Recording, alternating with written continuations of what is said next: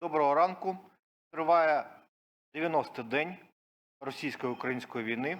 Працює Медіацентр України. Сьогодні рівно 3 місяці.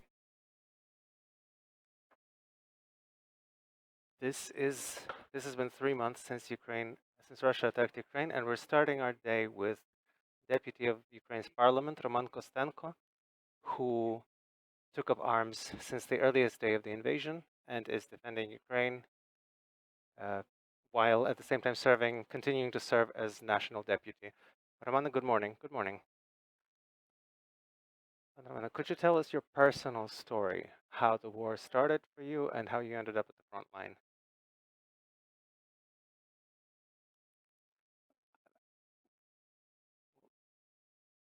Well, the war for me started in 2014 because I'm a colonel of the security service and I lead one of the Alpha detachments of the SBU, which of course is one of the detachments that started defending Ukraine ever since the earliest days of the war back in 2014, from the initial wave of Russia's aggression.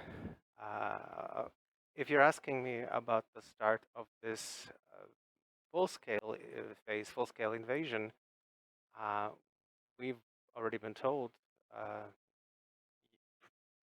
we'd already been warned previously. We knew that it was hours in the future. We knew that if you're in the military, you had to prepare, and so we did what we could. And of course, on the morning of the 24th, I lived not far from the Juliana Airport.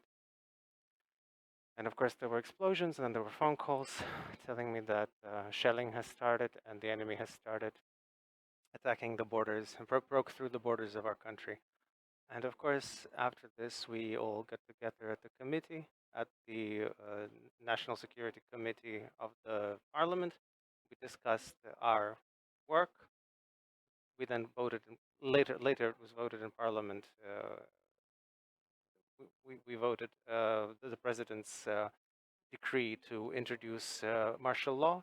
Basically, most of the authorities have been given over to the government in order to introduce the martial law. As for myself, well, when the defense of Kyiv started, yeah, there are many people, many commanders are in Kyiv, who have stayed behind in Kyiv, who have fought, who have military experience, and who were prepared to defend Kyiv. Myself, I'm from the Kherson region, from not far from Kakhovka, so the enemy was immediately attacking there and was almost in Kakhovka in the earliest hours. Then the Mykolaiv attack started, and I understood that they're getting to Mykolaiv, and soon they'll be getting into Mykolaiv, much like in Kherson. So I got the weapons that I had in Kyiv, understanding that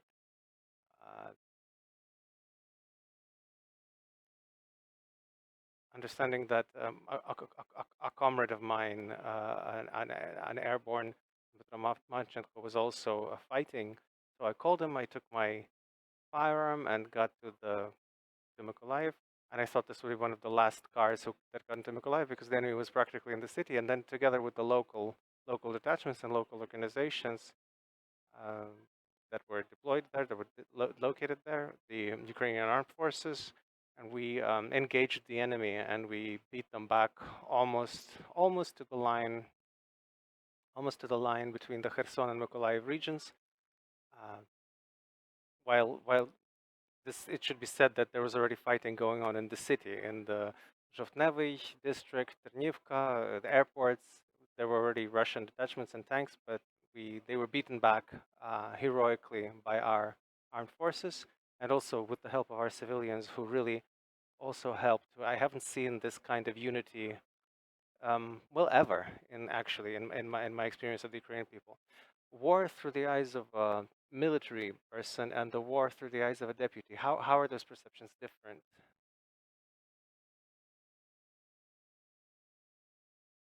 Probably when you're looking at a war as deputy, particularly as I had already worked in the committee for national security, you have a more strategic view. You understand that it doesn't end just with the defend. It doesn't just stop at your detachment, at the defense of a particular city or a particular region. So you do your best to ensure ensure all of our military, provide for all our military, and you're concerned for every direction of fighting.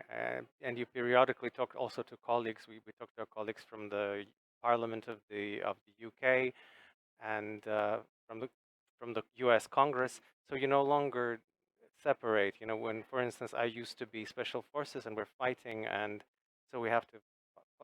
It's just me. No, now we have to a more strategic vision of this of the situation. You see, you're working in your mind. You're working through what kind of steps do you need to take for a global victory. Then, secondly, what does victory mean to us? Thirdly, how will we renovate after the victory? How will we organize our defense complex? How will we rebuild our economy? How will we be interacting? How will all these different countries be cooperating? Fourthly, how will we be cooperating with those countries who don't think they should help Ukraine? I mean, how do you globally, how do you build this system? Because we understand that even those partners who are helping us and who are seeing what we're doing, but they have other concerns. And so when you're talking to partners, you have to take all that into account, and only then do you have to present information. At least there are the more political thoughts. As a military, you're more defense and offense. So this international aid that you're talking about, and have you seen it on the front line? Is it sufficient, and what is it? What should it be like? Of course, I've. It's not just that I've seen it. I use it almost every day. This aid from our partners, and it's there. As for is it sufficient? I think it is not yet sufficient because let's say we've mobilized. If we take only the defense forces, if we take both defense and security forces, then maybe we have close to 1 million people. If we take only the armed forces, we have about 500,000 people under arms, and a lot of them are infantry. In modern warfare, infantry is not a decisive factor because in modern warfare, and particularly in warfare with the Russian Federation, who have more technology than we do, even if it's some of it is obsolete, still they have more technology than we do. And so in order for us to create more detachments that could counterattack and beat back the enemy, we need to provide technology. In my opinion, the technology that is coming in, it's fighting, it's working, it's beating the enemy, but it's sufficient to compensate for the losses that the current detachments are suffering on the front line, and then maybe creating a small number of detachments, new detachments, from the newly mobilized, to create more offensive strike forces that would allow us to suffer minimal losses, minimal personnel losses. We have to build our army in such a way as to suffer minimal personnel losses.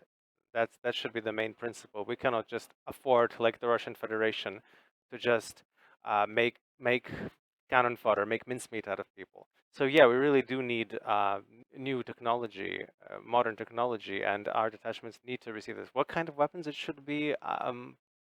Let's say any weapons are weapons, and it can be different. I would prioritize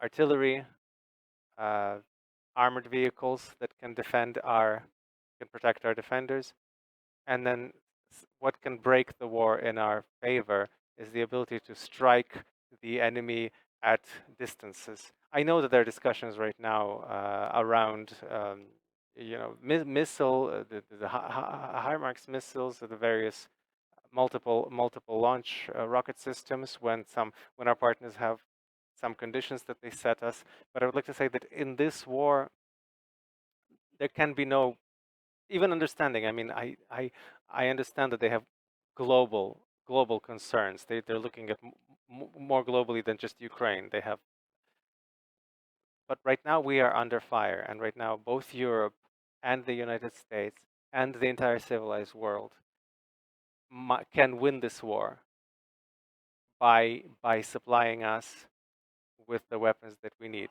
We're not asking for, I don't know, we're not asking British soldiers or European soldiers to die for our country, even though we do have legionnaires fighting with us, and they have shown themselves to be excellent soldiers. We're asking for weapons. If this is not understood and given to us in a timely fashion, I can forecast that their soldiers will have to fight and die, because Russia will not stop. Ukraine is the country that has challenged Russia and has shown that we can stop Russia. We only need weapons. Give us weapons, we'll manage Russia. How long do you think this war will continue? And for you personally, what will victory mean to you? This is a very difficult question. I've maybe partially answered it already when I was telling you about weapons, whether we have enough weapons at the front line. It will depend on how intense these weapons are supplied to us. It's not enough to send weapons to Ukraine. Let's say we take even these howitzers or various javelins or other systems. All of this, people need to be trained to use it. So if we get these weapons in today, before we give it to the detachments and train them to use it effectively, efficiently, we might need a month. Sure, like back in the days of the World War II, they taught the pilots by